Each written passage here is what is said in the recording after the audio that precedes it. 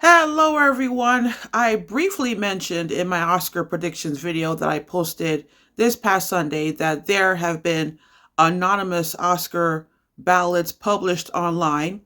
They're still coming in. And there was one in particular I wanted to share with you guys. I'm not going to share everything that I've been reading online because there's quite a number of them. So far, I've calculated about um, seven anonymous Oscar ballots that I've been reading about. So there's one that I want to share with you guys.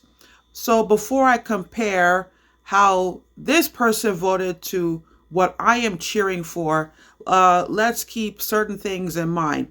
Next, according to the Academy website, there are about 10,000 members of the Academy. So this anonymous ballot represents just one member and how they are voting. Next, the Academy is divided up into 18 branches, including the directing branch, the writing branch, the acting branch, the editing branch.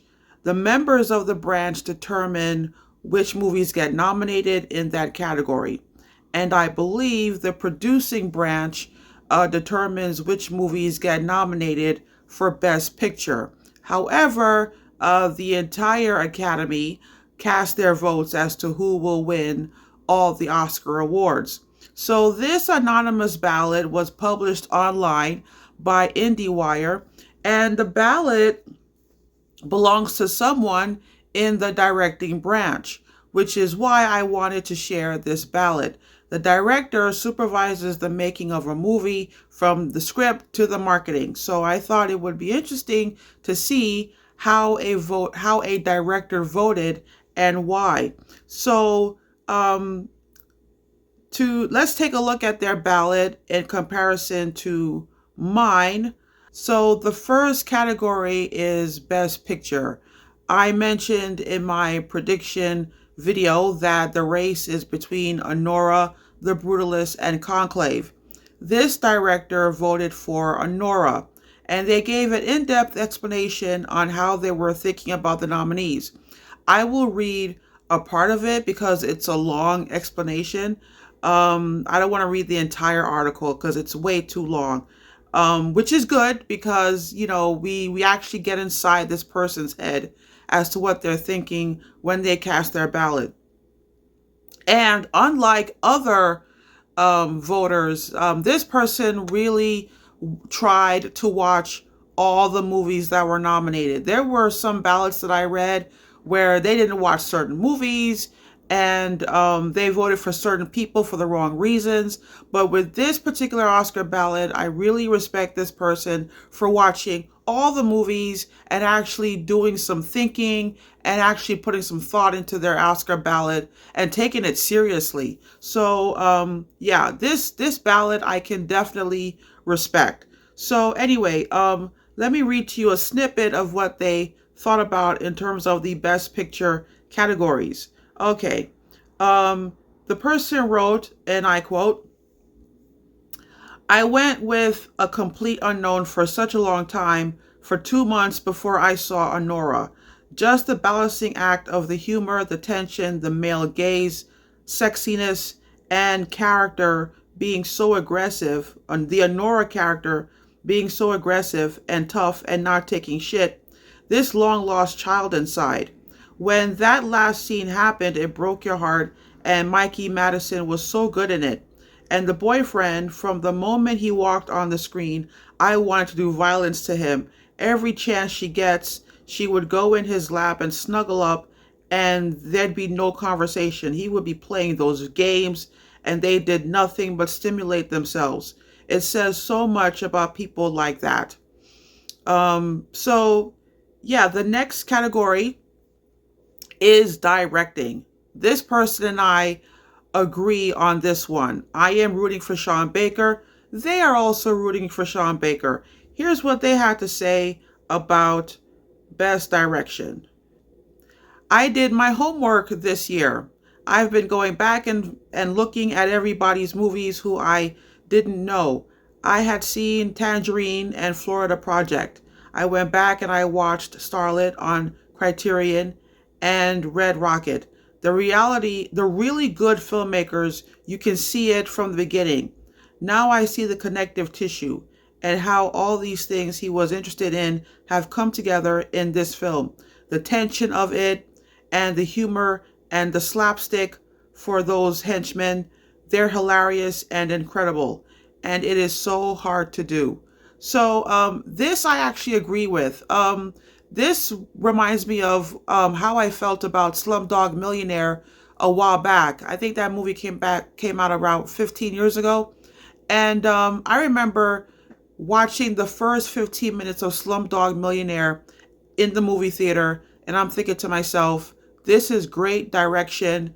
This is a great movie. Something tells me that this is going to be my favorite film of that year. And it just so happens that the following year it won Oscar for Best Picture. So I totally agree. I think you can spot great direction within the first 15 minutes of the movie. So totally agree with this person. Okay. The next category is lead actress. I am rooting for Demi Moore. They are rooting for Fernanda Torres. And here's why. I'm Still Here is another family saga. It's the strength of the mother. I voted for that performance. Fernanda Torres. For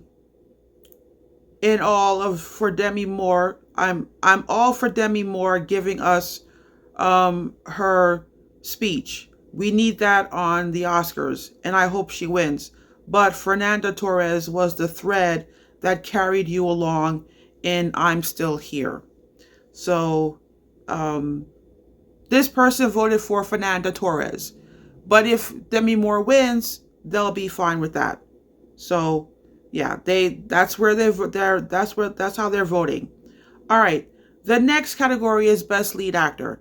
I'm guessing Adrien Brody is going to win. However, this past Sunday, right after I posted my Oscar predictions video, I watched the SAG Awards.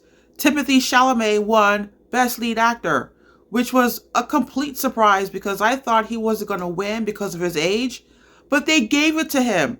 And so the SAG Awards is kind of like a predictor as to who's going to win the acting category Oscars.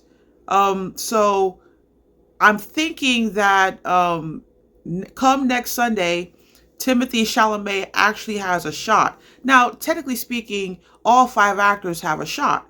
All 5 actors have a 20% chance of winning. But I was guessing that Adrien Brody was going to take it.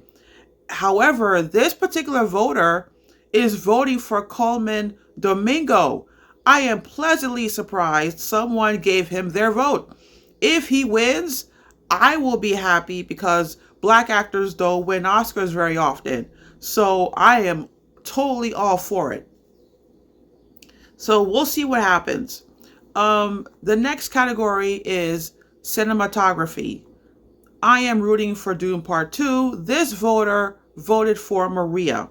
And here is what they wrote. I actually mentioned in my Oscar predictions that I thought that the cinematography for Maria was very impressive and it really stood out to me.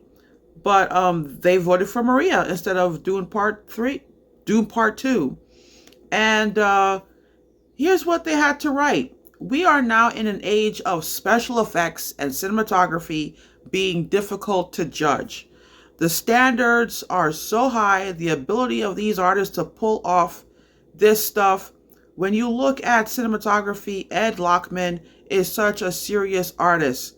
On Maria, he doesn't just shoot a movie. He builds cameras to capture something. In Emilia Perez, the cinematography was so fluid, and the camera movements that go between the director and the DP carry you across those intense transitions to music. You can light scenes with LEDs, and you can change the color temperature of each light. They did that. Color temperature is now off the scale in terms of quality for everything we see. So that gives you an understanding as to how Emilia Perez got 13 nominations and what the Academy was thinking. So, they think that Amelia Perez was a well-made film. And I understand that. I get it. I didn't get it before, but I get it now. So the next category is film editing. I am rooting for Conclave. This voter, he said, and I quote, he or she said, and I quote, for the sheer effort, Wicked. So they're voting for Wicked. The next category is sound. We agree on this as well. I am rooting for a complete unknown. They are rooting for a complete unknown. And sound is something people don't talk about very often when it comes to filmmaking, so we should. And this voter gives a great, thorough reason why they voted for a complete unknown. I already explained why in my Oscar ballot why I voted for a complete unknown. But let's see what this voter had to say. They all work. They are beautifully mixed. But a complete unknown is beautifully integrated the songs. The art of making a musical bio is how you layer in the songs and the drama, and you can't let the drama stop when the song finishes. That is the gift. The music editing was superb. We know and love these songs, and through editing, they were seamlessly integrated, especially the non-Dylan songs. For context, nothing is more fun in the editing room than a needle drop that works. Okay, interesting. So I don't know if I mentioned in a video in the past, but I will share it here. Years ago, I did an unpaid internship at a local TV station here in New York City, and I started off by floating around, helping various people. Then I ended up in the editing suite, and I finished my internship in the editing suite, and I actually fell in love with editing. It was there that I got a newfound appreciation for sound. I realized that you cannot enjoy a movie or a TV program without good sound quality. Okay. The last category I am going to talk about is documentary short film because I really liked the answer this voter gave. They decided to abstain from voting in this category, and here's why. Very short.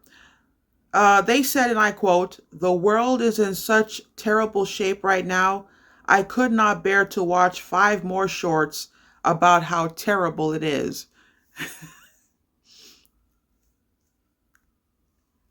I gotta agree with them.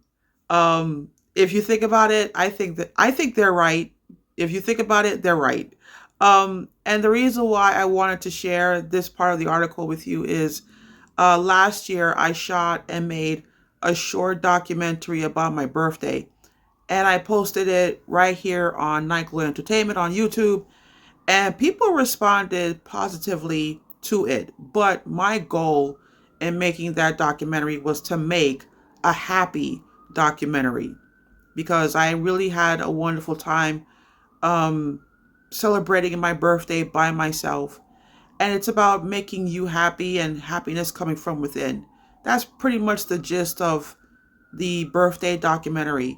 So I totally understand because when you watch these short documentaries that get nominated every year, um, yeah, it's about something grim and depressing.